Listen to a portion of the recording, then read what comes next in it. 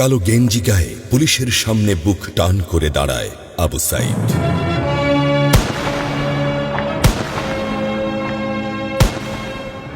Police তাকে রক্ষা করার বদলে গুলি করে। ঠাস ঠুস কয়েকটা গুলির মধ্যে একটা গুলি লাগে তার কোমরে। খানিকটা ভাঁজ হয়ে যায় শরীর। সম্ভবত সে বুঝতে পারে নাই। ঘাড় ঘুরিয়ে কোমর দেখার চেষ্টা করে একবার, তারপর আবার আগের মতো আবার দুই হাত প্রসারিত করে সিনা টান করে দাঁড়ায়। ডান হাতে ছোট্ট একটা লাঠি। বিশ্ববিদ্যালয়ের প্রধান ফটকের পাশে বেশ কয়েকজন পুলিশ, হাতে রাইফেল, রাইফেলের তাজা গুলি, আবারও গুলির শব্দ। পরে গুলিটা কোথায় লাগলো বোঝা গেল না। তবে আবু সাইদ টলছে। পড়বে পড়বে ভাব, কিন্তু সে সোজা হয়ে দাঁড়ানোর চেষ্টা করছে।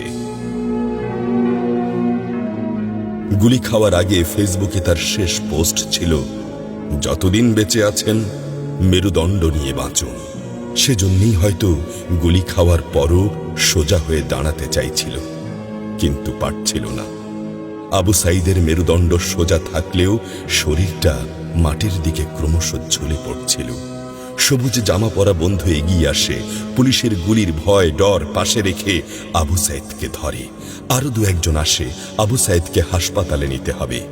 আবু সাইদ হাঁটতে পারছে না, শরীর ছেড়ে দিচ্ছে। 4-5 জন হাত পা ধরে শূন্যে তোলে। আবু সাইদ ঝুলছে আর রক্ত পড়ছে টপ টপ টপ। যে আবু সাইদ কিছুক্ষণ আগেও বুক চিতিয়ে দাঁড়িয়ে কোটা সংস্কার আন্দোলনে নেতৃত্ব দিচ্ছিল, সে এখন শূন্যে ঝুলছে, যেভাবে ঝুলছে মেধাবীদের ভাগ্য। রাত 10টার আগেই বাড়িতে যাওয়ার কথা ছিল আবু সাইদের। মা অপেক্ষা করছে, বোন অপেক্ষা করছে। তখনও তারা জানে না আবু সাইদের মৃত্যু সার্টিফিকেট লিখছে কর্তব্যরত ডাক্তার। নাম আবু সাইদ, পিতা মকবুল, ঠিকানা বাবনপুর, পীরগঞ্জ, রংপুর। বয়স 25। মৃত্যু কারণ আগমনের সময় মৃত্যু।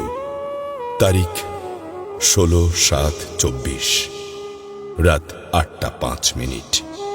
Serial number 240434, Rangpur medical college হাসপাতাল।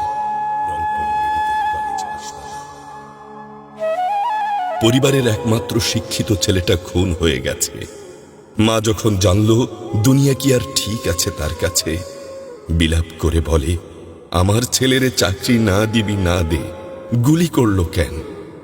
বোন সুমি আর্তনাদ করে বলে, 3টা গুলি কেন আমারে করলো না?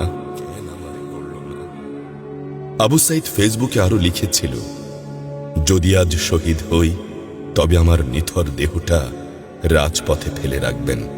ছাত্র সমাজ যখন বিজয় মিছিল নিয়ে ঘরে ফিরবে, তখন আমাকেও বিজয়ী ঘোষণা করে দাফন করবেন। একজন পরাজিতের লাশ কখনো তার মা বাবা গ্রহণ করবে না।